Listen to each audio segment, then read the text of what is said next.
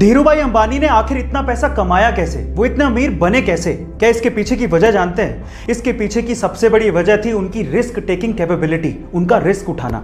चलिए मैं आपको इसका एक एग्जांपल देता हूं। उस टाइम पे इंडिया में पॉलिस्टर के कपड़ों की डिमांड बहुत ज्यादा थी, तो धीरूभाई अंबानी ने इस डिमांड को देखते हुए अपना पॉलिस्टर का व्यापार शुरू किया।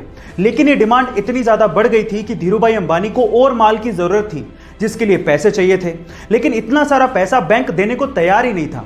इस वजह से धीरूभाई अंबानी गए सीधे लोगों के पास और उन्हें कहा कि आप लोग मेरे बिजनेस में पैसा लगाइए, अगर नुकसान हुआ तो वो मेरा, लेकिन अगर फायदा हुआ तो वो सबका होगा।